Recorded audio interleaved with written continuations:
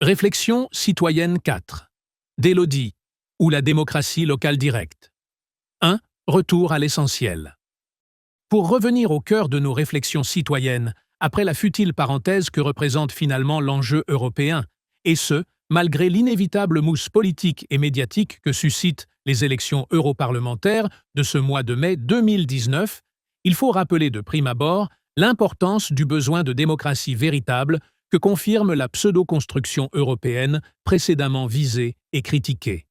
Car si les constitutions nationales des divers pays associés de gré ou surtout de force à ce projet biaisé étaient effectivement démocratiques, la nature de l'Europe serait radicalement différente puisque la régulation politique qui en résulterait, alors imposée dans l'intérêt très largement majoritaire des peuples concernés, n'aurait jamais laissé le champ libre au funeste triumvirat des pouvoirs économiques, financiers et technocratiques du présent.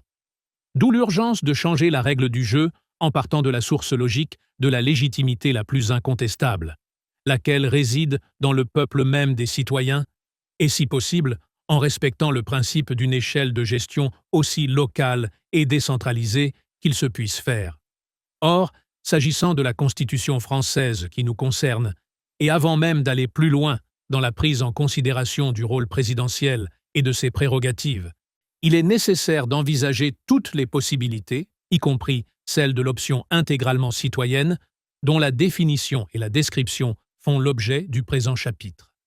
À dire vrai, cette éventualité a déjà été maintes fois effleurée, en particulier dans les refrains 2, 4 et 7 de la Cro-Magnole introductive, sans toutefois oser aller jusqu'au bout de cette idée de principe, ni de ses conséquences induites, peut-être par crainte de l'idéal communard et autogestionnaire qu'une telle démocratie sous-entend, ou par excès de respect envers le rôle utile des partis politiques dans la démocratie trop relative que nous connaissons. Or, puisque la branche constitutionnelle de notre actuelle Ve République a véritablement atteint les limites de sa portée historique, pourquoi repartir d'une autre branche si le nœud du problème réside dans le vieillissement et le pourrissement du tronc? N'est-il pas enfin temps qu'un arbre tout nouveau, rejeton du chêne moribond qui le surplombe, cherche sa lumière dans une autre direction, plus propice à l'épanouissement de tout son potentiel, en tenant le plus grand compte des évolutions climatiques et topographiques intervenues entre-temps?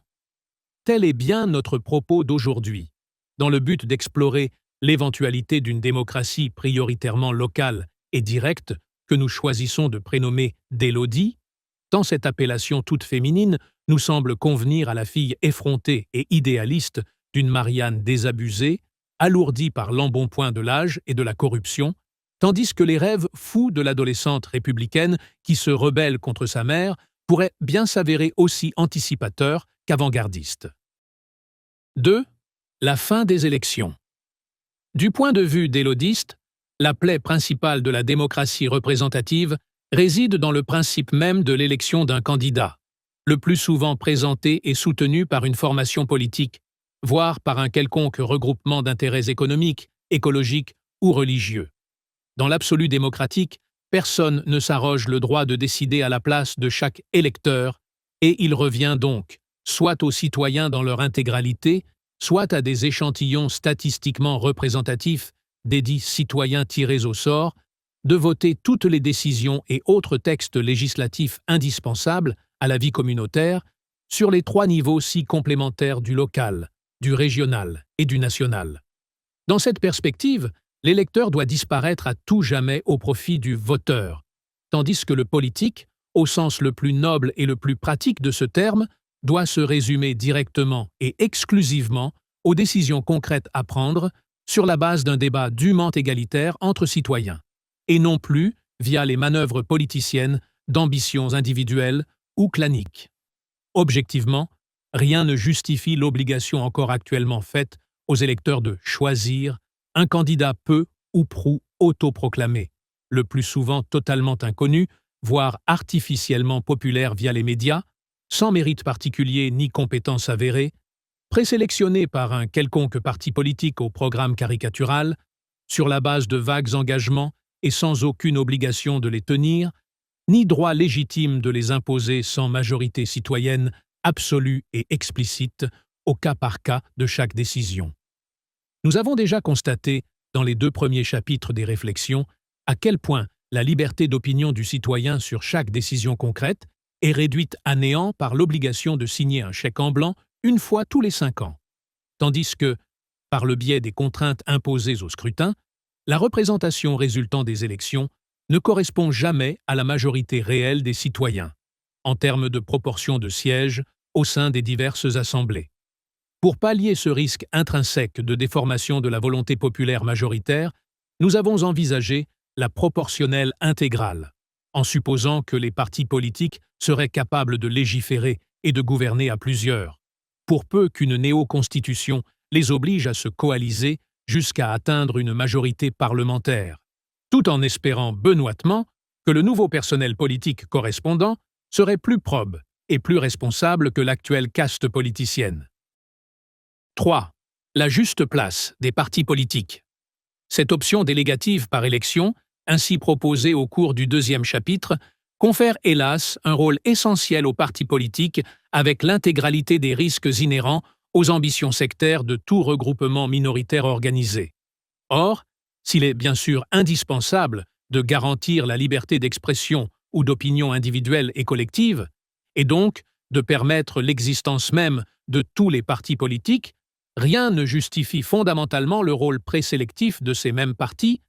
ni l'obligation de regrouper les idées et autres choix des citoyens dans des structures contraignantes, fondées et non démocratiquement dirigées par des leaders et des cadres autoproclamés, dont les ambitions personnelles sont avérées dans le seul but d'atteindre le pouvoir suprême afin de se répartir de multiples fonctions, rentes et privilèges de situation,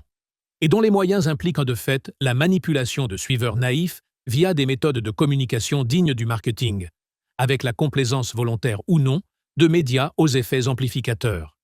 Il ne s'agit pas ici d'interdire les partis politiques ou les regroupements d'idées, même lorsque, de toute évidence, nombre d'entre eux ne sont que des lobbies idéologiques, souvent activement soutenus par des intérêts économiques ou sociaux très spécifiques, ce qui, après tout, n'a rien de surprenant. Par contre, les délodistes avant l'heure que sont sans doute les Gilets jaunes et les nombreux citoyens qui les soutiennent sont en droit d'affirmer que rien ne justifie le rôle constitutionnel primordial des partis politiques dans la présélection des cadres qui nous gouvernent, tout comme via le pouvoir législatif d'élus faussement représentatifs. Dans la mesure où ces regroupements répondent à un authentique besoin de se rassembler pour promouvoir des opinions politiques ou susciter des projets cohérents pour la communauté locale, régionale ou nationale, peu ou prou, à la façon d'un support pétitionnaire, leur libre existence est une garantie démocratique fondamentale et leur utilité dans le débat politique est indéniable, au même titre que la liberté d'opinion et d'expression de n'importe quel citoyen individuel. Mais leurs droits ne sont légitimement justifiés qu'à hauteur de leur seule existence et devraient se limiter à l'animation du débat d'idées, sans aucun pouvoir politique décisionnel supérieur à celui de l'ensemble des citoyens et de leur opinion majoritaire, quelles que soient les lois et projets spécifiques concernés. À maints égards, les partis politiques sont des magasins d'idées toutes faites, parés de vitrines alléchantes qui cachent dans leur sombre arrière-boutique une cuisine politicienne plus que douteuse en matière d'intention et de transparence démocratique, et dont la pertinence se trouve concurrencée par la profusion de suggestions et l'indépendance totale qu'autorisent les nouvelles technologies de communication, tant ces dernières libèrent visiblement la parole et l'initiative individuelle du citoyen, en lui ouvrant enfin des possibilités de participation active sans précédent. La concomitance entre l'usage généralisé de ces nouvelles technologies et la maturité de la conscience politique citoyenne, dont l'illustration la plus récente n'est précisément autre que le mouvement de protestation des Gilets jaunes, constitue une révolution prometteuse en matière de politique et de démocratie, bien que le bouillonnement actuel des innombrables sites, blogs et autres comptes Twitter, encore aussi improvisés que désorganisés, rendent pour le moment hasardeux la navigation de l'opinion et le tri nécessaire entre les fake news des uns et les propositions novatrices des autres. Malgré tout, ainsi concurrencés par le débat virtuel à la façon des grandes surfaces dont le chiffre d'affaires est désormais plombé par le commerce en ligne de supersites marchands tels qu'Amazon, les partis politiques se trouvent remis en cause dans leur utilité fonctionnelle et tout le personnel politique professionnel et carriériste en place ou non dans les rouages inutilement complexifiés de nos actuelles institutions, semblent avoir définitivement perdu la confiance des citoyens dans leur écrasante majorité. En tant que metteurs en scène et responsables du casting de ceux qui légifèrent et gouvernent, les partis politiques ont perdu toute leur légitimité aux yeux de la majorité des citoyens, non seulement en raison des politiques injustes et irresponsables dont leurs cadres ont fait preuve depuis des décennies, mais plus encore du fait même de leur nature privée et intrinsèquement minoritaire.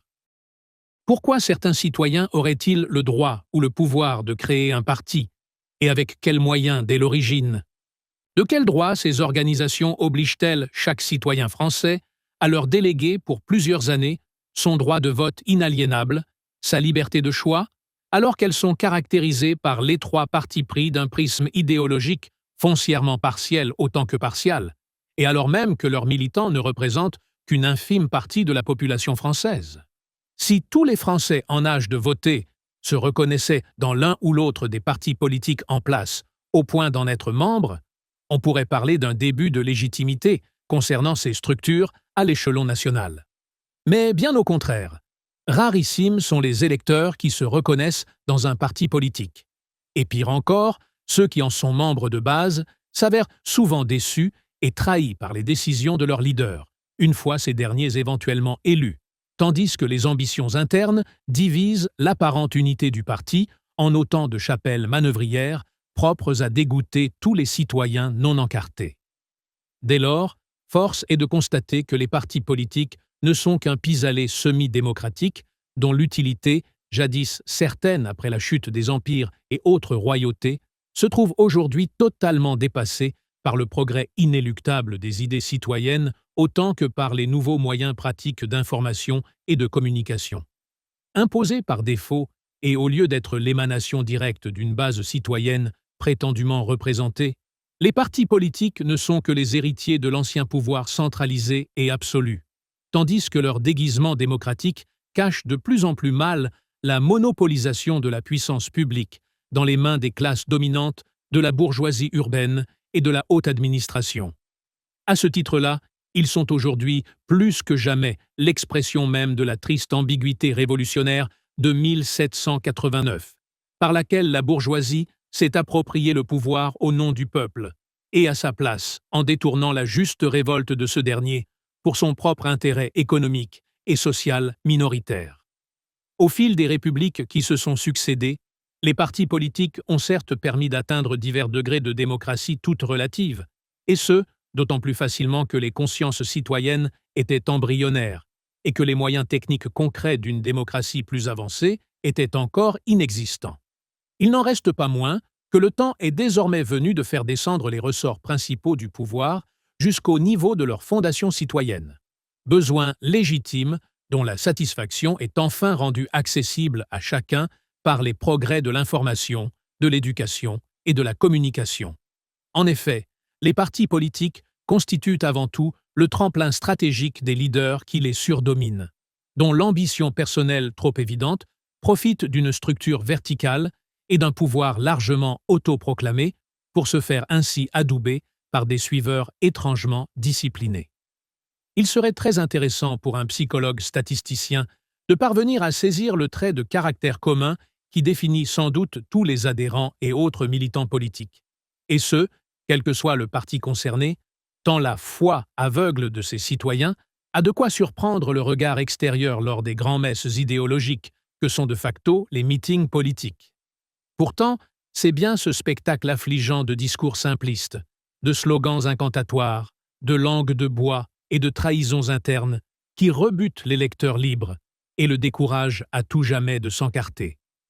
Regrouper et entasser les consciences individuelles en une foule compacte, dans le but de s'offrir un grand show médiatisé, procède foncièrement de la même logique réductrice et mobilisatrice que les plus haïssables rassemblements nazis de Nuremberg. Et de la même façon, schématiser un soi-disant programme de promesses en caricaturant les partis concurrents permet à l'ensemble de la classe politique de régner par fausse alternance sur un peuple artificiellement divisé. Que dire dès lors du système qui nous oblige à choisir nos élus parmi ces ambitieuses individualités, dont les personnages factices sont théâtralement entraînés pour mieux nous abuser, alors même que les discours qui en résultent ressemblent le plus souvent à un concours de promesses démagogiques impossibles à tenir. Après des décennies de politique professionnalisée au relent de business, de malversations financières, de privilèges usurpés et d'emplois fictifs, le temps est venu de remettre les partis politiques à leur juste place, en leur interdisant le pouvoir qui revient de droit aux seuls citoyens. Libre à tous les partis d'exister ouvertement, en tant que plateforme de propositions citoyennes regroupant les intérêts supposés communs de leurs membres, et tant mieux si les nouveaux clubs de réflexion qu'ils deviendront s'avèrent capables d'offrir une cohérence et une transparence propres à enrichir le débat démocratique, à condition que désormais le pouvoir décisionnel ultime soit et reste dans les mains pures de d'Élodie via un processus de référendum général, ou mieux encore très largement échantillonné, ainsi que de désignation par simple tirage au sort sur la base de compétences démocratiquement définies.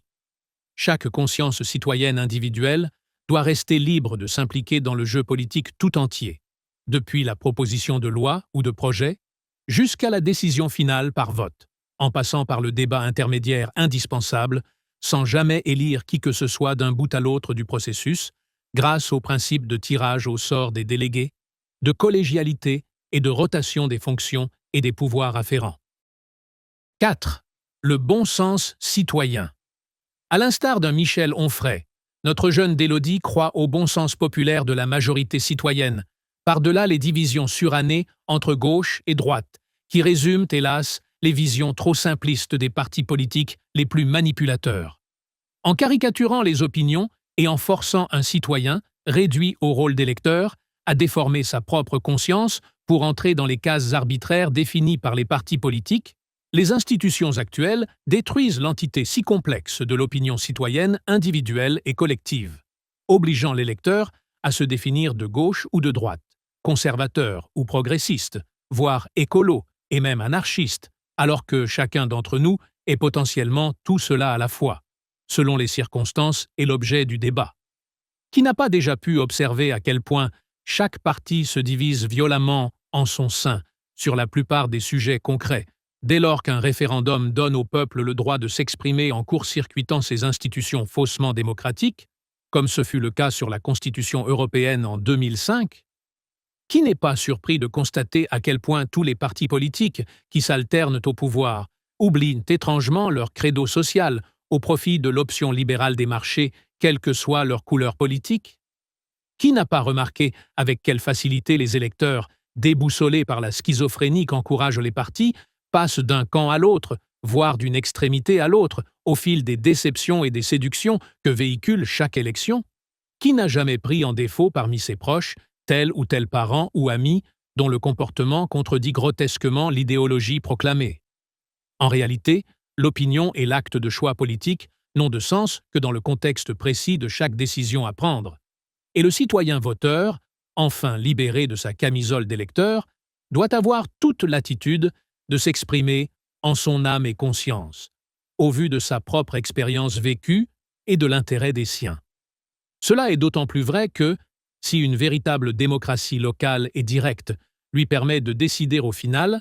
la majorité effectivement obtenue ne pourra que correspondre parfaitement à la réalité sociale, économique et politique du moment considéré, en accord constamment évolutif avec la libre progression des mœurs et des mentalités, selon les innovations originellement minoritaires avérées les plus utiles au fil du temps.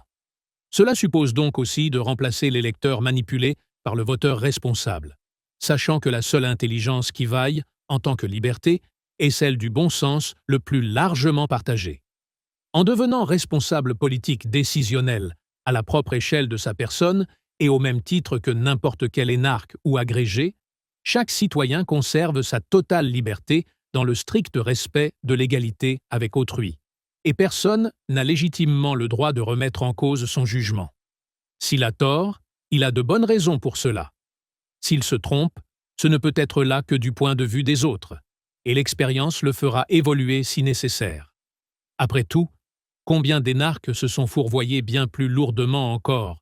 entraînant des gaspillages colossaux, comme lorsque certaines huiles républicaines s'étonnaient d'une pénurie de viande de veau après avoir fait abattre des centaines de milliers de vaches pour réduire la surproduction de lait? Grâce aux médias d'aujourd'hui, les révélations choquantes d'aberrations politiques et technocratiques sont quotidiennes, sans même parler de la corruption et des conflits d'intérêts qu'elles véhiculent trop souvent, et le citoyen de base, encore condamné à élire contre son gré, comprend déjà que les élus, leurs experts et leurs conseillers de l'ombre ne valent ni mieux ni plus que lui-même en tant que citoyen et font souvent preuve de beaucoup moins de logique et de bon sens, si ce n'est face à chaque électeur, pris individuellement, du moins vis-à-vis de la majorité, du seul point de vue démocratique, c'est-à-dire même indépendamment de toute notion de pertinence objective. C'est en cela qu'avoir minoritairement raison ne procure le droit ou le pouvoir légitime de piloter la société qu'en persuadant préalablement l'indispensable majorité des citoyens, par l'expérimentation probante et la pédagogie, en réalité mutuelle, d'un authentique débat. Les cadres politiques n'ont appris leur soi-disant métier que sur le tas pour la plupart, tandis que les experts et conseillers, loin d'être neutres et objectifs, sont de plus en plus étroitement liés aux intérêts privés via les lobbies qui les récompensent, sans oublier les nombreux énarques qui louvoient en connaisseurs entre fonctions publiques, semi-publiques et privées, tels des mercenaires toujours au service du plus offrant. En termes de bon sens, tout cela s'appelle incompétence dans le meilleur des cas et corruption dans le pire. Cela étant dit, les citoyens du bas de la pyramide sont aussi des humains fragiles et parfois ne valent pas mieux que leurs représentants, puisqu'au scandale de trop nombreux élus et dirigeants répondent les petits magouillages, les systèmes D et autres coups de main au black entre copains de comptoir. Mais la proportion des conséquences n'est certes pas la même en matière de pouvoir de nuisance, et la tolérance choquante dont font preuve les autorités face aux violences et au trafic qui se développent de nos jours dans les banlieues ou les campagnes fait seulement écho aux abus croissants de certains dirigeants, offrant une soupape de sécurité pour éviter la révolte des plus pauvres, surtout dans les fameux quartiers sensibles ou perdus de la République. Il semble à tout le moins qu'entre ces deux extrémités, la très nombreuse classe dite moyenne, sensiblement plus honnête par son éducation et plus transparente par son statut, se trouve économiquement et socialement spoliée, pour ne pas dire littéralement étouffée, à force de payer pour maintenir la société à flot, au point de traduire son désarroi en favorisant la montée politique des extrêmes au fur et à mesure de son constant déclassement. Or, précisément, comme il a déjà été mentionné, l'absence de démocratie authentique favorise la politique ultralibérale des premiers de cordée et ne fait plus qu'amplifier la paupérisation de la majorité des citoyens, d'une façon désormais si évidente qu'elle en est devenue révoltante, induisant une violence réactive ou légitime défense de nature quasiment vitale. Sur le plan plus pratique des institutions, cette réalité tristement inhumaine des comportements individuels confirme le besoin de mettre au point un système simplifié et transparent, basé sur le contrôle le plus local possible, ainsi que sur la responsabilité collégiale et la rotation systématique des pouvoirs. Constatons seulement à ce stade de l'étude que les élus et responsables politiques ne sont en aucune façon meilleurs ni plus aptes à gouverner que les citoyens compris dans leur proportion majoritaire, et sont surtout illégitimes par rapport à ces derniers, compte tenu du principe électoral et de ses modalités d'application. 5. Le peuple et ses élites. Un élu parmi d'autres, député européen et démocrate amnésique, reniant depuis très longtemps l'étudiant rouquin qui criait « Élection piège à con » sur les pavés parisiens de mai 1968, avant de s'imposer bruyamment en tant que professionnel indéboulonnable de la politique, s'est un jour scandalisé en interpellant un représentant suisse sommé de rendre des comptes devant le Parlement européen après la votation d'une interdiction de construction de mosquées au pays du Gruyère.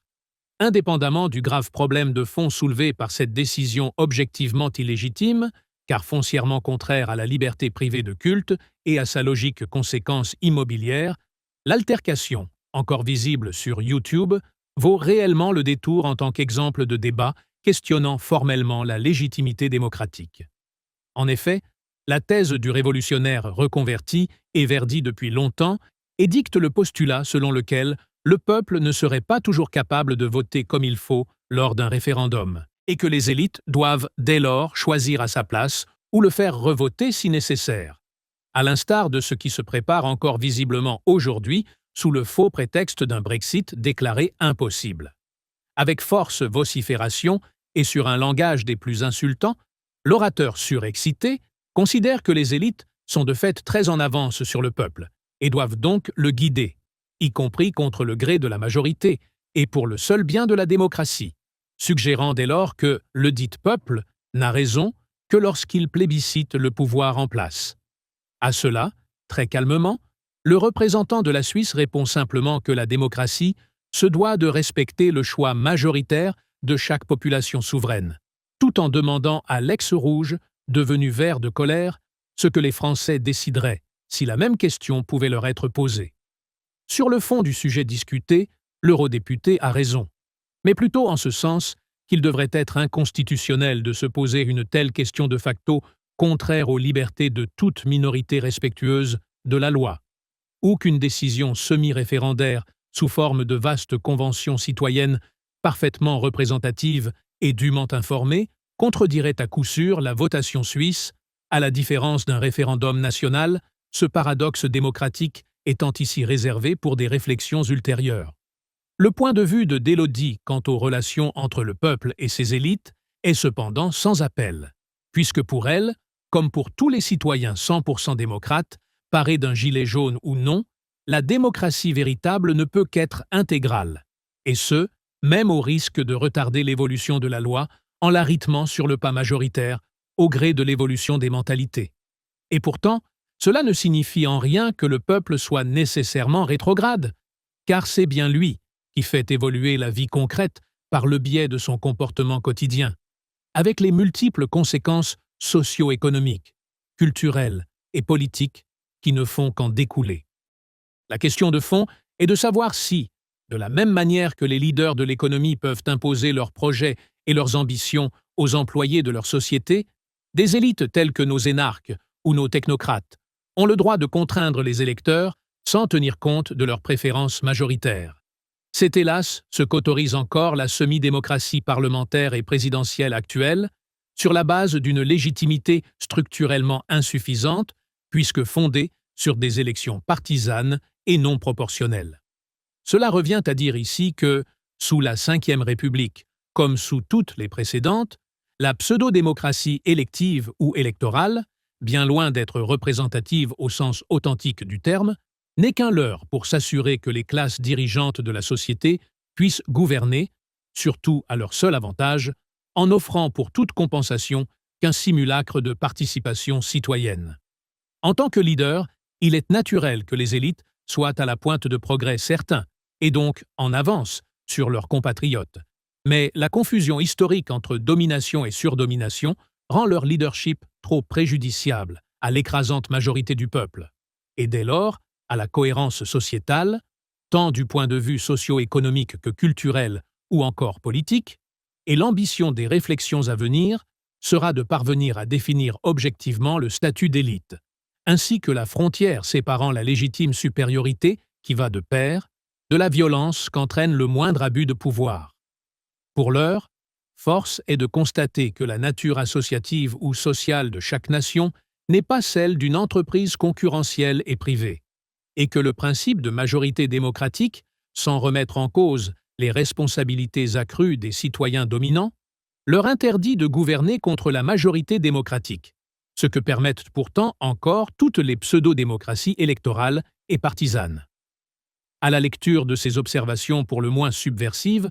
on objectera sans doute que le besoin de leadership est permanent en tout domaine, et que toutes les grandes civilisations se sont construites sur la domination de la masse par l'élite, considérée comme la seule capable de donner un cap à la société et un sens à l'histoire, tout en assurant une autorité propre à maintenir un niveau de paix sociale acceptable, cette dernière fonction étant apparemment incompatible avec le concept de démocratie intégrale. Autant dire qu'il faudrait alors se satisfaire de la présente situation et renoncer à faire évoluer le degré d'humanité et de conscience civique d'un Homo sapiens voué à s'arrêter à ce stade de sa fabuleuse histoire, en acceptant la solution bâtarde d'une démocratie fictive, alors que le propre de l'être humain est de ne jamais se satisfaire du comportement animal imposé par la loi de la jungle, grâce à son idéal irrépressible de justice et de paix. La réponse à l'objection qui précède est que toutes les grandes civilisations ainsi construites, sur la violence de quelques surdominations assumées ou déguisées, ont aussi disparu les unes après les autres sur tous les continents, tandis que la nôtre est moribonde ou décadente depuis longtemps déjà, attestant les symptômes d'une vieillesse très avancée, tels le blocage tétanisant des verrous d'une dictature socio-économique qui n'ose pas dire son vrai nom, la dégénérescence cancéreuse des tissus corrompus de la tête et l'atrophie musculaire des jambes qui ne portent plus l'édifice bancal de notre société. Rien d'étonnant dès lors à ce que le cœur irriguant tant bien que mal cet ensemble décadent palpite plus irrégulièrement chaque samedi dans une si douloureuse et inquiétante arythmie,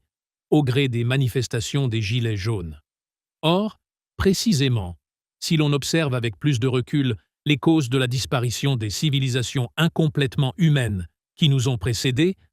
le processus fatal qui apparaît est presque toujours le même, à savoir l'abus de pouvoir social, culturel, économique et politique, le plus souvent associé à la décadence des mœurs via le trio morbide de l'argent, du sexe et de la drogue, dont les pathétiques effets d'évasion psychologique endorment la société déjà moribonde en la distrayant de l'essentiel, lui faisant ainsi rendre l'âme en même temps que perdre conscience. En réalité, à l'exception de très rares moments historiques qui remettent tout à plat, et même au départ d'une nouvelle société ou république, les élites préexistent ou se révèlent aussitôt en se constituant directement ou indirectement dans les rapports socio-économiques quotidiens. Et celles qui nous gouvernent le font principalement dans leur propre intérêt de classe, suscitant un déséquilibre qui ne peut que s'aggraver avec le temps, faute de contraindre les classes dominantes à certaines limites de décence à définir en matière de justice sociale. Dans ces conditions, puisque le pouvoir politique spontanément mis en place a tendance à s'éloigner de son rôle de temporisateur ou de pacificateur, comme dans la situation présente, la démocratie directe offre la seule constitution respectueuse de la majorité citoyenne, afin d'orienter les choix politiques dans le sens de l'intérêt général et d'imposer des limites aux comportements égoïstes d'élites, par ailleurs très utiles à la société. Après tout, démocratiquement parlant, une décision politique n'est bonne ou mauvaise qu'en fonction de sa correspondance avec la majorité de la population. Pour un État donné des mentalités, le débat politique doit permettre à l'opinion majoritaire de se révéler sur la base d'une pré-information aussi factuelle que possible et, moyennant ces précautions strictement encadrées par une procédure inscrite dans la Constitution, le choix final ne peut que satisfaire la majorité effective des électeurs devenus voteurs. À titre d'exemple encore tout récent, sur des sujets éthiquement et religieusement ultra-sensibles, les électeurs irlandais ont suivi l'avis dûment éclairé de leurs représentants réunis en assemblée citoyenne,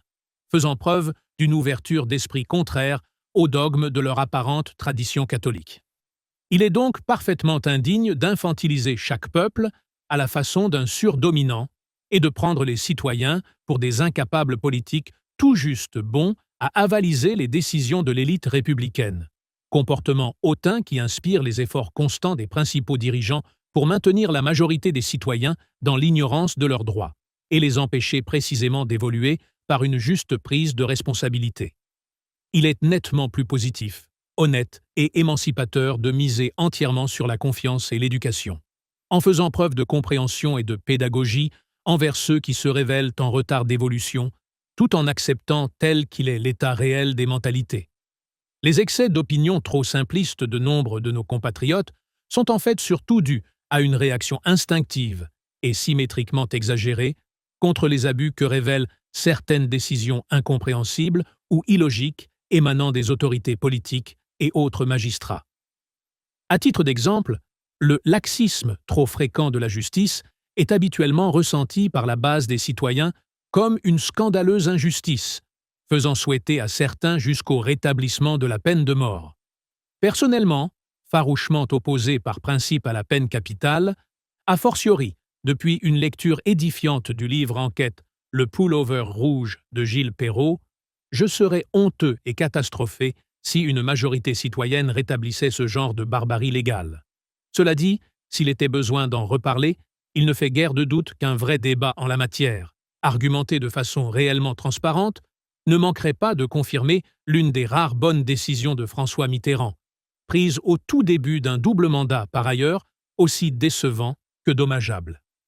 Et si, par malheur, la majorité citoyenne se prononçait contre ma préférence personnelle en rétablissant la peine de mort, je m'inclinerais devant cette décision par respect de la démocratie et de sa règle d'or majoritaire, quitte à militer activement et pacifiquement pour faire évoluer l'opinion de mes concitoyens. 6. Le bilan des élites. Depuis la présidence de Valéry Giscard d'Estaing, les leaders et autres premiers de cordée qui mènent la danse de la Ve République grâce à un pouvoir constitutionnel abusif font évoluer l'histoire dans le sens précis du capitalisme ultralibéral et financier, avec un zèle accru à chaque nouveau mandat, intimement persuadés qu'il s'avère, et pour cause, que la mondialisation sauvage actuelle fait partie intégrante de l'évolution naturelle et incontournable de l'histoire planétaire. C'est là leur point de vue personnel, en tout point respectable et légitime, mais seulement individuel, et en accord avec la toute petite minorité des vrais profiteurs de cette évolution. Sans doute, les énormes progrès techniques accomplis suite aux découvertes stimulées par cette économie de marché permettent-ils à tout un chacun de jouir d'un confort matériel non négligeable. Mais à quel prix, depuis que les bornes décentes de l'équité sociale minimale et vitale ont été si sauvagement dépassées grâce à l'instrument légal de la fausse démocratie ici dénoncée? Certes, nos élites, grands décideurs et responsables de multiples administrations, ou élus de nos institutions, dirigent de très nombreux services quotidiennement indispensables à la communauté. Mais le plus souvent, leurs priorités décisionnelles ne sont pas celles de la majorité des citoyens et favorisent de fait la société du gaspillage de nos ressources et du bétonnage de nos territoires, bien au-delà du développement indispensable à une population sociétalement équilibrée, avec une trop fâcheuse tendance à suivre les leaders de la croissance à tout prix et dans l'ignorance des coûts sociaux, humains et écologiques de la surproduction et de la surconsommation, tout cela par défaut de juste répartition du travail et de ses fruits.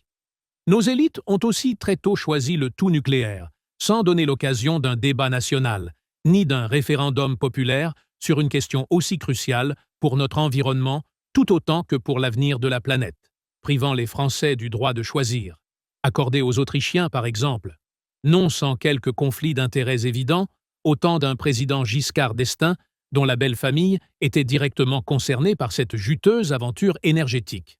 Peut-être les Français auraient-ils pu alors choisir une autre option, en préférant encourager d'autres énergies et en acceptant de consommer beaucoup moins d'électricité, sans faire prendre autant de risques aux générations suivantes?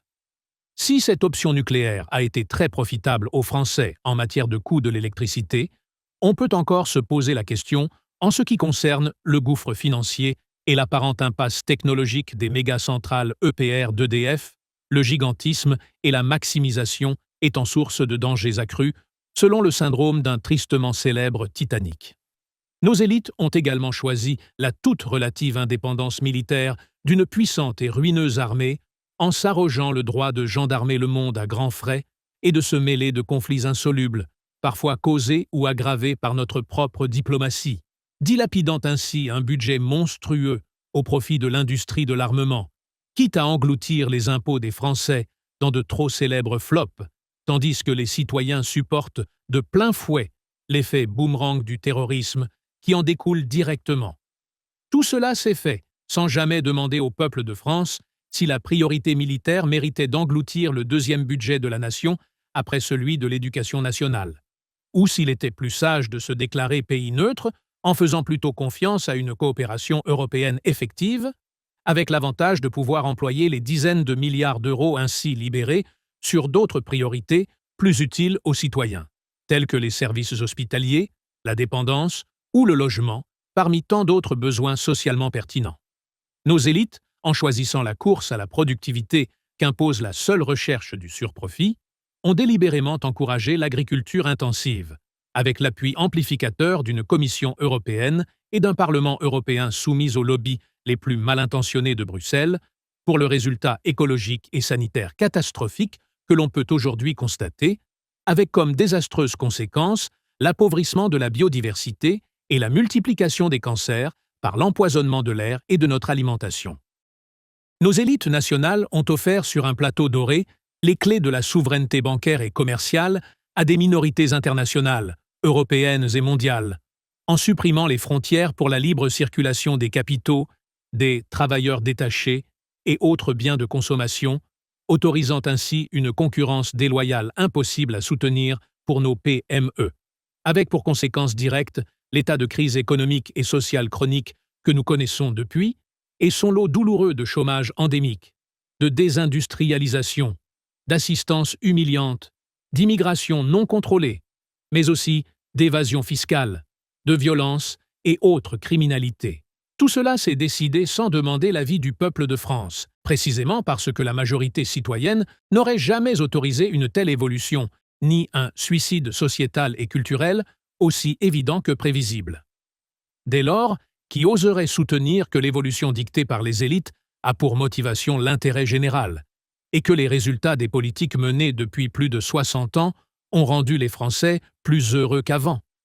Les sondages les plus récents révèlent au contraire toute la déception, l'immense frustration d'un peuple idéaliste particulièrement épris de justice et d'égalité des chances, tandis que le retour au Moyen Âge des comportements actuels est la conséquence directe du hold-up pratiqué par les dominants économiques sur une démocratie trop fragile parce que gravement incomplète. C'est en tout cas la preuve que lesdites huiles, à l'instar des politiciens qui leur obéissent, sont le plus souvent incapables de faire preuve d'intelligence sociale, ne serait-ce que pour maintenir à long terme leur criminel système d'exploitation. Ces élites ne méritent en aucun cas de continuer à nous diriger sans le contrôle de la volonté populaire majoritaire, car le grave discrédit qui les entoure désormais est parfaitement corroboré par l'histoire, et l'actuel sursaut républicain du peuple français s'en trouve prometteur d'un nouveau chapitre indispensable à écrire de toute urgence, en commençant par la réforme des institutions qui nous occupent ici. À tout le moins, il en résulte qu'avec un minimum d'information et de débat, la majorité populaire est par définition assurée de prendre de meilleures décisions que la minuscule minorité des élites et de leurs spécialistes, puisque les mesures prises directement par les citoyens ne peuvent que respecter leurs préférences majoritaires, sans aucun risque d'aboutir à une erreur collective autre que la seule inertie des mentalités. La raison démocratique ne peut qu'être majoritaire et s'auto-rectifier en cas de fourvoiement dérivant d'un manque de connaissances objectives dû à l'état des sciences ou à l'absence de données disponibles, risque réduit autant que possible si chaque débat compare toutes les opinions, celles des minorités en avance, étant alors du plus grand intérêt pour chacun, à plus forte raison sur la base de pré-expérimentations avérées probantes. Le pire gâchis résultant d'une 5e République squattée par les intérêts économiques dominants et leurs larbins technocratiques n'est autre que la disparition patente d'une qualité de vie sociale équilibrée et humaine, d'un rythme optimal appliqué au travail, ainsi que du mode de vie à la française que nombre de peuples nous enviaient. En suivant aveuglément l'obsession financière de la mentalité économique anglo-saxonne, désormais mondialisée, notre vieux pays a perdu son âme en même temps que son originalité, et il paraît grand temps de donner à nouveau l'exemple d'un chemin différent par l'avènement d'une néo-société résolument écologique et post-industrielle, laquelle présuppose la révolution pacifique d'une nouvelle constitution enfin démocratique. 7. L'étage démocratique optimal. Au vu des remarques précédentes, il apparaît donc clairement que le remplacement du pouvoir royal individuel de droit divin par le pouvoir oligarchique de la haute bourgeoisie a désormais fait long feu, et le début de démocratisation qui lui a correspondu doit descendre d'un étage supplémentaire pour se centrer et concentrer principalement sur le cœur sociologique de la très vaste classe dite moyenne, que nous savons désormais logiquement plus apte à assumer les choix politiques dans l'intérêt général. De fait, le plus souvent, à la façon d'une courbe de Laplace-Gauss, et quel que soit le domaine d'étude observé, n'importe quelle population considérée se répartit de la façon la plus spontanée en 3 segments proportionnés sur le mode 10%, 80%, 10%, voire 15%, 70%, 15%, ou inversement 5%, 90%, 5%, selon la définition des critères choisis ainsi que le réglage correspondant du curseur. Pour le sujet qui nous concerne, Au sommet se trouvent les élites et les leaders de la société, qui ont la chance d'être parfois surdoués, ou plus souvent favorisés par leur milieu ou leur héritage, et sont de ce fait automatiquement introduits dans de puissants réseaux économiques, sociaux et culturels, propres à leur donner de facto l'accès au pouvoir sous n'importe quelle forme.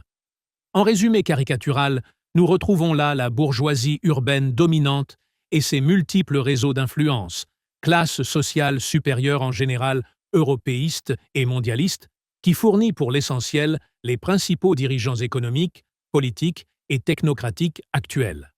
La grande richesse et le pouvoir sont les atouts naturels de ces Français du haut,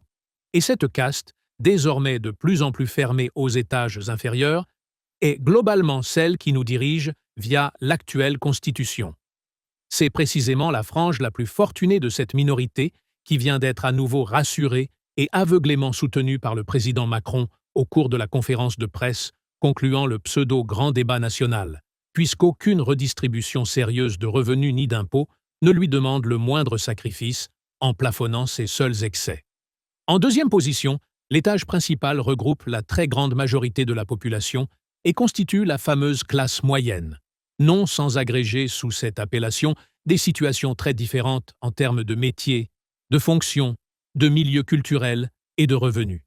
Cette population intermédiaire est le véritable cœur palpitant de la société, et l'histoire a maintes fois démontré que la réussite d'une civilisation à son apogée est directement liée à l'importance numérique de cette classe très active, faite de cadres modestes, moyens ou supérieurs, de nos jours très souvent cultivés et diplômés, femmes et hommes confondus. C'est précisément la frange inférieure de cette catégorie sociale qui semble constituer la tranche supérieure des gilets jaunes en révolte, du moins pour l'écrasante majorité pacifique d'entre eux, avec hélas un nombre croissant d'actifs pauvres qui ne parviennent plus à vivre décemment de leur travail, étant pris par l'effet de ciseaux de salaire trop bas et de dépenses contraintes, taxes et impôts chaque année plus insupportables. C'est cette population surmenée et malmenée de la classe moyenne, si vitale pour l'équilibrage de la société tout entière, que le président Macron continue d'ignorer délibérément suite au grand débat, puisque de fait, aucune de ses décisions superficielles ne rééquilibrera le fossé grandissant du pouvoir d'achat et de l'injustice fiscale aussi longtemps qu'il suivra le cap ultralibéral qui le caractérise, malgré ses apparentes concessions budgétaires symboliques, car sans lendemain, à la façon de primes calmantes anticipant quelques dépenses déjà prévues, sinon même récupérées, en fouillant plus sournoisement d'autres poches de petits ou moyens contribuables. Le troisième et dernier segment de notre population regroupe véritablement tous les exclus de la société ultralibérale, dont un nombre croissant de Français moyens déclassés par paupérisation, de personnes isolées par l'âge, le chômage, voire suite à maintes ruptures familiales insurmontables, sachant que beaucoup de ces citoyens cumulent souvent de sérieux handicaps ainsi que les fréquentes pathologies dérivant de leur situation précaire. C'est aussi, minoritairement, le vivier logique de la pure violence du désespoir, de fait observable lors des manifestations hebdomadaires qui épuisent les forces de l'ordre suite à l'interminable autisme présidentiel. Ces Français-là ne prétendent pas gouverner, mais ne supportent plus d'être à ce point humiliés par la classe dominante, dont l'enrichissement indécent est la cause profonde de la révolte en cours. Faute d'autres moyens d'expression, ils sont chaque semaine plus à même de suivre l'exemple des Black Blocs ultra-violents, eux-mêmes tristes révélateurs du cancer métastasé de notre corps social. Or, précisément, notre actuelle Constitution, miroir formel de la dictature économique qu'elle autorise de facto, aboutit au déséquilibre grandissant des proportions raisonnables que doit supposer une société équitable vis-à-vis de ces trois étages apparemment complémentaires, en enrichissant insolemment la classe supérieure au détriment direct des étages inférieurs qui se paupérisent, au point que la machine s'enraye et que nous allons droit dans le mur, par l'inconscience alarmante du président PDG qui gère la France au lieu de la gouverner. Du point de vue qui nous intéresse, la leçon à retenir est que la classe moyenne et majoritaire doit urgemment prendre le relais politique de notre histoire nationale, en saisissant pleinement les rênes d'une démocratie enfin complète, avec indubitablement toutes les chances d'y réussir beaucoup mieux que les huiles frelatées du sommet de notre pyramide nationale, directement responsables des fractures de notre société. Or, le meilleur moyen de retrouver l'équilibre est de forcer le transfert au peuple tout entier d'un pouvoir actuel tout aussi légal qu'illégitime, via la nouvelle constitution réellement démocratique que nous cherchons à définir, et dont nous savons désormais qu'elle devrait s'accompagner de droits économiques et sociaux explicitement inscrits dans le texte originel, afin d'éviter que l'abus de propriété nuise à la société, pour reprendre les propres termes d'un Napoléon, par ailleurs grand spécialiste en excès de pouvoir politique, mais à une toute autre époque. 8. Principe de dépersonnalisation politique. L'allusion au plus grand génie de notre histoire nationale, dont l'Empire n'avait hélas rien de démocratique, nous permet justement d'aborder la question clé du pouvoir personnel. Tant que la puissance publique vient d'en haut et s'impose peu ou prou par la force de l'épée ou de l'argent, la personnalité du dirigeant s'avère primordiale, et de sa conscience à la fois politique et civique dépendent alors la paix civile et la prospérité. Après des siècles de royauté, la Révolution française a introduit une dose calculée de démocratie, aboutissant à la République actuelle, dont nous connaissons toute l'imperfection et qui oblige les citoyens à subir la loi d'une minorité toute puissante, sans participer autrement qu'en choisissant le personnage qui va l'incarner pour 5 ans, ainsi que les élus d'assemblées locales, intermédiaires ou nationales, trop peu représentatives. De même que les partis politiques ont réceptionné une fonction institutionnelle essentielle en provoquant la chute de la royauté, les présidents et leurs ministres ont acquis une importance individuelle primordiale directement héritée du pouvoir autocratique, ce qui donne à la personne physique et au caractère individuel du gouvernant un rôle tout aussi démesuré qu'infondé. D'où la conséquence déplorable d'une personnalisation excessive des divers rôles républicains, suscitant toute la médiatisation qui s'en nourrit à travers la construction de personnages factices, mêlant vie privée et vie publique, portraits et témoignages, qui n'ont pour résultat déformé que la starisation artificielle de la personne concernée. Or, en flattant ainsi l'ego du candidat désormais élu, cette personnalisation abusive finit par attirer, au sommet de nos institutions, des surdoués de la politique politicienne dont les qualités certaines se confondent plus ou moins avec les déséquilibres hélas typiques d'une ambition psychopathologique et d'un autoritarisme caractériel, tandis que les multiples privilèges de leurs fonctions dans le décor grisant des ors de l'ancienne monarchie leur font souvent littéralement péter les plombs, au point de se prendre pour des Jupiters, éloignant d'autant ces responsables de la réalité des besoins de leurs citoyens sujets. Ces derniers, quotidiennement manipulés par les bavardages de concierges de la plupart des commentateurs politiques et les reportages de leurs fébriles paparazzi, se laissent bercer dans l'illusion faussement prometteuse de l'homme providentiel, du père de la nation ou du grand personnage historique, façon Charlemagne, Napoléon Bonaparte ou Charles de Gaulle, transposant au niveau politique un besoin enfoui de protection parentale tout en rêvant à la solution trop miraculeuse d'un grand prêtre magicien, alors que, loin de pouvoir révéler d'éventuels génies, le système mis en place n'attire à son sommet que des hommes trop quelconques, dont la seule supériorité est d'être plus opportunistes et manœuvriers que leurs concurrents. Même s'il faut bien reconnaître que, très exceptionnellement, un grand personnage historique digne de ce nom a pu s'imposer et réaliser de grandes œuvres par son génie de visionnaire, faisant atteindre à son peuple de nouveaux sommets inoubliables dans l'histoire, le temps des dictatures individuelles est fort heureusement révolu, et le personnel politique qui dirige notre vie publique depuis 60 ans se révèle tristement normal, pour reprendre l'expression d'un François Hollande bien placé pour le savoir. En prenant un peu de recul, on ne peut que constater le danger dès lors inévitable et permanent que représente une foi excessive en tout individu, fût-il par ailleurs visiblement surdoué en tant qu'énarque, à l'instar de notre actuel président. À bien y réfléchir, n'est-il pas totalement puéril, après tant de siècles d'évolution et de complexification de notre monde, de continuer à croire qu'un seul individu décideur peut embrasser de son unique cerveau toutes les facettes d'une réalité devenue si multiple, quel que soit le domaine de la décision à prendre? Hormis l'habitude de subir l'ascendant d'un pouvoir venu d'en haut et sa logique traditionnelle de ruissellement en cascade d'obligations citoyennes, plus rien ne justifie de nos jours l'appropriation de la décision finale par un seul cerveau humain, par une seule volonté individuelle, dès lors que l'on sait qu'une démocratie authentique doit nécessairement procéder de bas en haut et que seule la décision populaire majoritaire doit s'incarner sans aucune déformation dans la personne du chef d'État pour se refléter dans toutes les actions de celle-ci, en particulier vis-à-vis de l'étranger. 9. Principe de collégialité.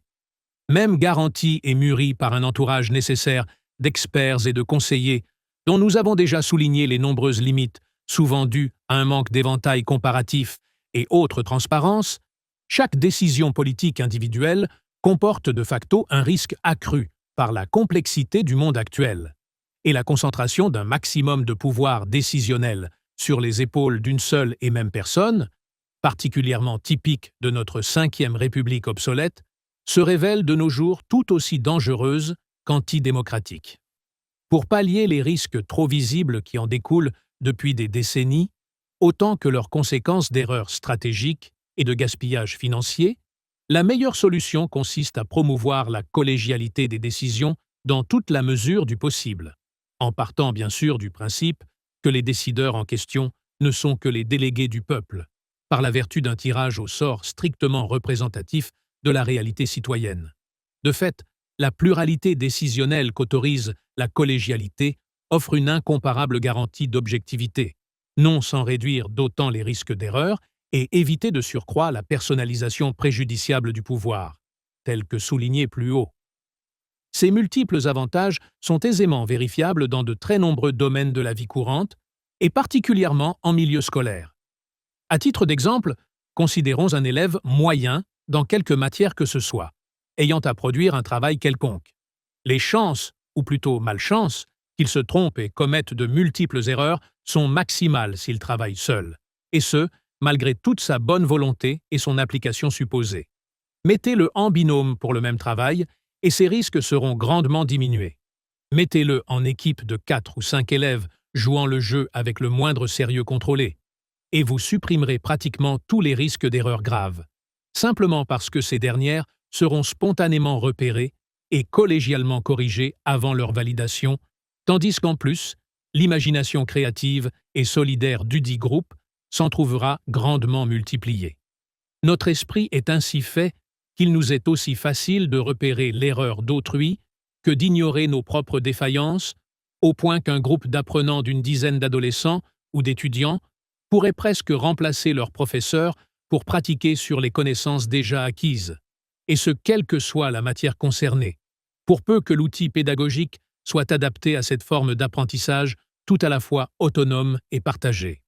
En remplacement indispensable de la solitude périlleuse de toute décision politique individuelle héritée d'un passé précisément dépassé, le principe de collégialité s'avère donc intrinsèquement démocratique, et d'autant plus indispensable que la mesure à prendre est stratégique en matière de conséquences. Par contraste avec l'exemple révélateur qui précède, il suffit de penser au pouvoir peut-être le plus aberrant de la fonction présidentielle que constitue la prérogative de faire la guerre en engageant des soldats dans les imbroglios de conflits étrangers,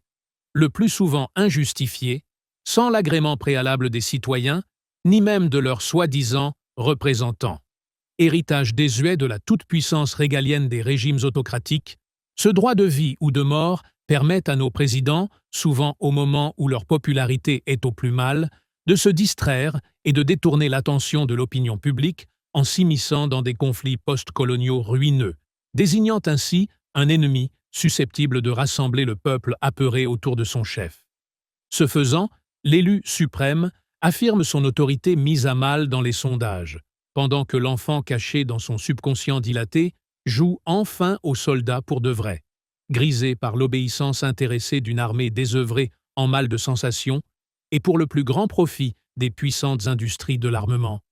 Ainsi, la France tient-elle à bout de bras son petit rôle de gendarme du monde en dépensant des dizaines de millions d'euros en opérations militaires dont le principal résultat est d'importer le terrorisme,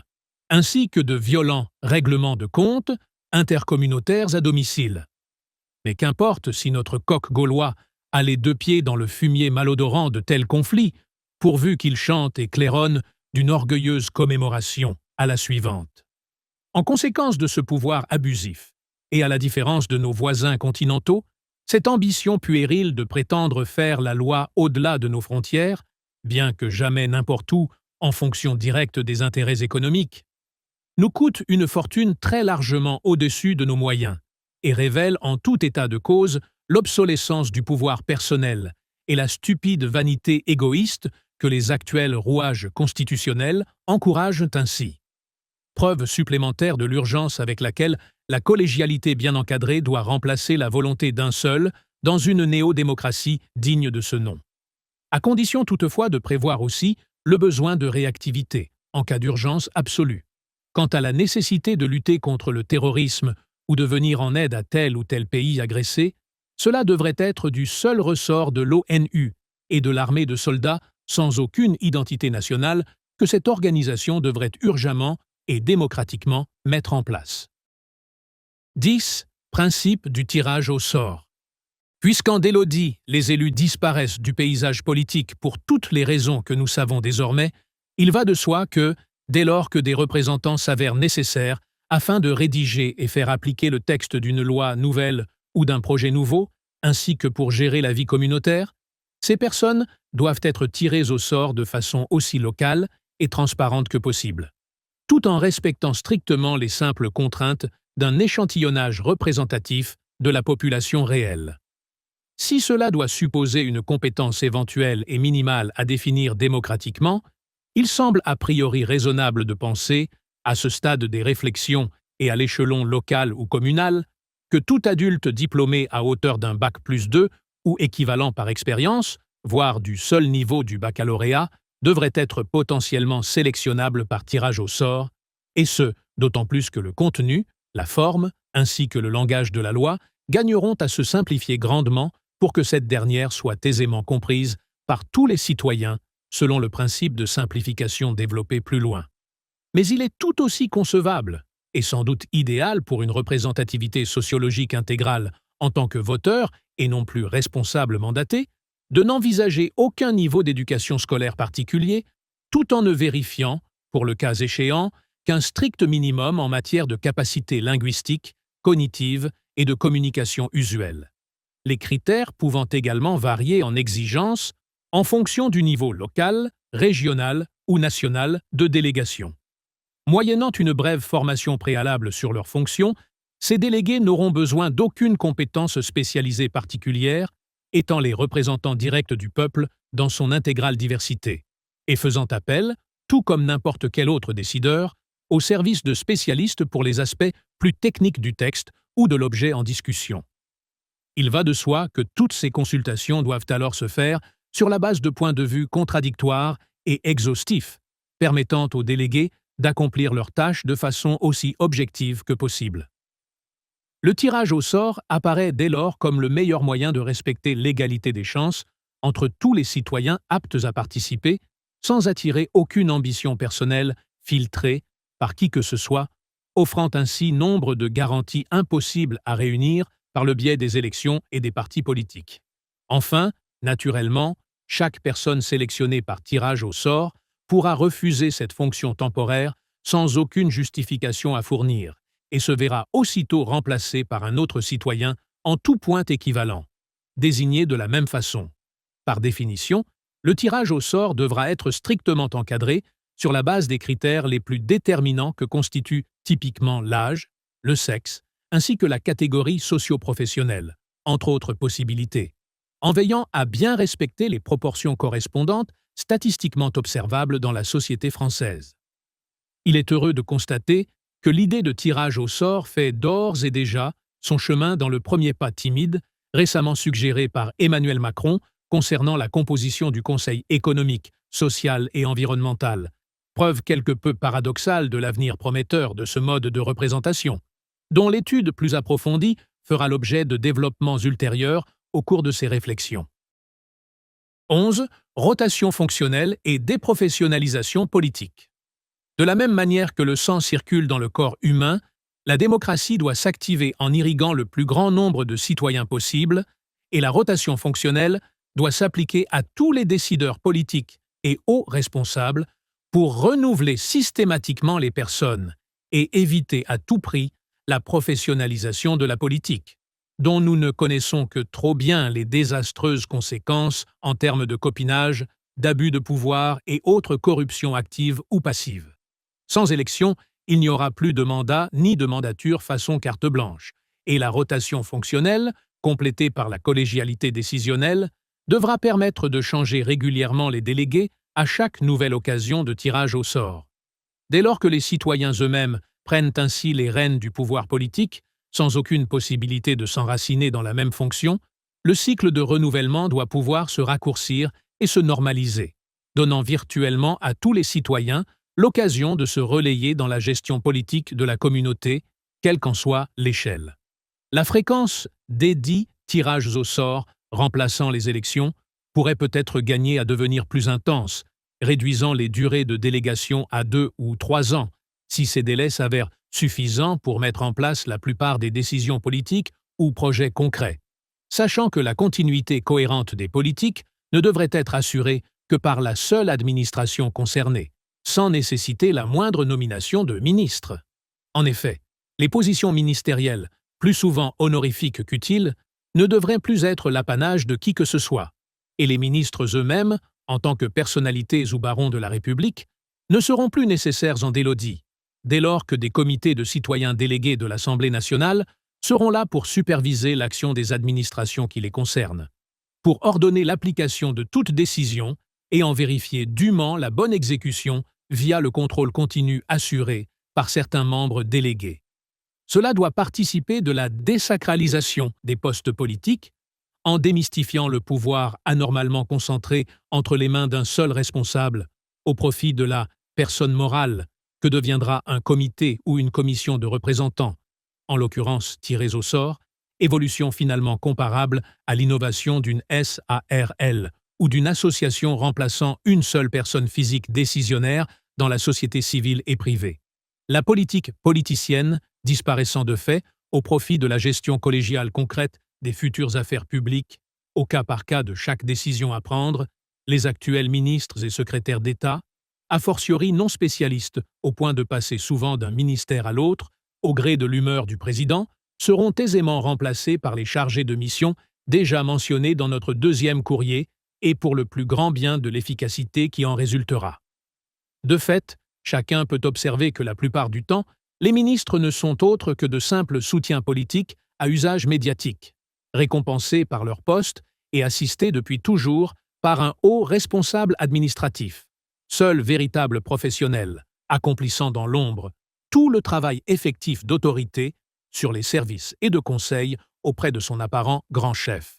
ce qui révèle une fois de plus la redondance d'un emploi fictif principalement honorifique et politiquement carriériste aux frais de la princesse citoyenne. La déprofessionnalisation politique est aussi le résultat direct du principe de représentation par délégation sur tirage au sort, puisqu'en réalité, les préférences politiques des décisions à prendre ou des projets à conduire proviendront désormais le plus souvent des citoyens eux-mêmes, grâce au processus correspondant des propositions citoyennes et au principe pétitionnaire qui leur sera attaché. Les délégués seront alors chargés de finaliser la volonté populaire majoritaire en discutant des termes de la loi ou du texte à produire, en évaluant et en proposant les budgets correspondants, ainsi qu'en contrôlant la mise en pratique par chaque administration de toute décision approuvée par les citoyens, de façon semi-référendaire ou référendaire. 12. Principe de simplification. Le dernier principe élémentaire à décrire au stade où en sont ces réflexions consiste à s'assurer de rouages démocratiques aussi simples et directs que possible pour maximiser l'efficacité et la transparence de notre délodie. De fait, à bien y réfléchir, c'est précisément l'injustice et l'absence de démocratie qui compliquent tous les systèmes en place jusqu'à aujourd'hui, et plus encore l'actuelle 5e République française. Qu'il s'agisse de fiscalité, de budget ou autres dépenses publiques, les contradictions socio-économiques que nous avons déjà amplement décrites aboutissent inéluctablement à une complexité croissante, par le seul fait qu'il faut sans cesse rattraper les conséquences aberrantes de décisions systémiquement injustes. Il en résulte la création de maintes niches fiscales en matière de taxes ou d'impôts, la multiplication de régimes spéciaux, dans des domaines concernant pourtant l'ensemble des citoyens, ainsi que la mise sur pied d'une foultitude d'organismes publics ou semi-publics, de hauts comités et de sous-administrations censées répondre à l'apparition constante de nouvelles urgences, alors que ces dernières résultent principalement de l'injustice fondamentale de notre société par le biais de sa constitution. Or, c'est précisément ce replâtrage permanent qui a pour effet pervers de constituer le millefeuille technocratique français,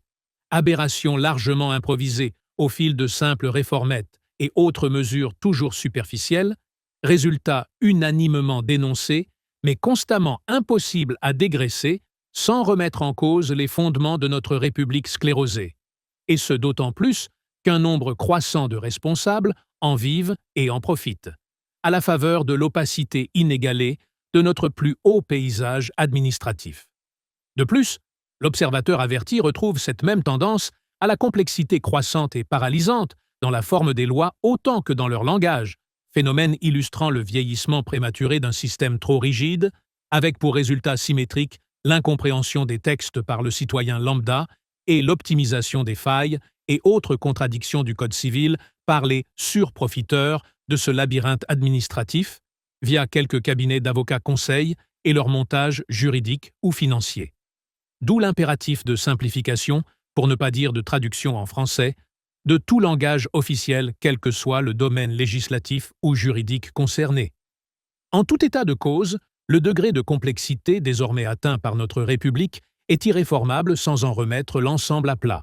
tout comme il peut s'avérer nécessaire de désegmenter un ordinateur par trop saturé de dossiers,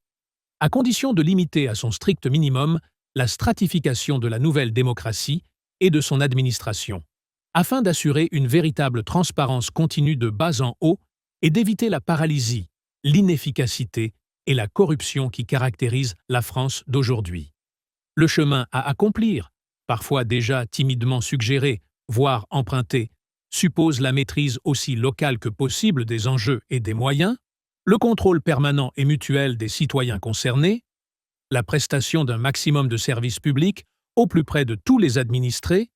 la liberté d'action en matière d'associations intercommunales ou régionales sur le seul principe gagnant-gagnant de tous les acteurs associés, et l'absence d'un maximum de structures intermédiaires entre l'échelon local et l'échelon national. Cette simplification dans la transparence totale correspond aux nouveaux besoins de liberté d'initiative et de responsabilisation déjà observables dans de nombreux domaines où la gestion se décentralise en favorisant les connexions horizontales ou transversales au détriment d'une autorité verticale et descendante obsolète.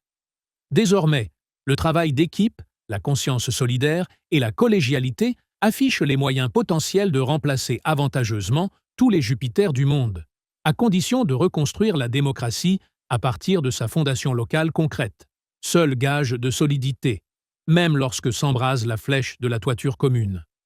Autant dire que la conclusion provisoire suggérée par les pages qui précèdent donne très nettement la préférence à la démocratie locale directe et à sa transposition nationale, sans élection ni parti politique s'appropriant le pouvoir, et ce, contrairement à certains aspects de nos réflexions précédentes. Il faudra dès lors trier très soigneusement tout ce que l'on pourra conserver de ces premières pensées, trop timidement dépendantes d'habitudes historiques déjà dépassées, pour mieux établir prochainement les principaux éléments concourant à la vision délodiste d'un avenir authentiquement démocratique. Ainsi commençons-nous progressivement à deviner les formes à peine esquissées, mais ô combien séduisantes de notre délodie nationale, à vocation universelle, dans la masse brute des pages qui précèdent depuis le tout premier chapitre. La matière est difficile parce que noble, tandis que le sculpteur amateur s'avère maladroit dans la contradiction inévitable de ses gestes et l'incomplétude de ses pauvres outils.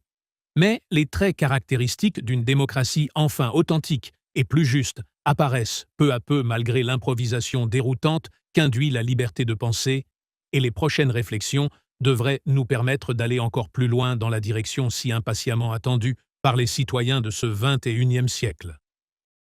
Avril 2019.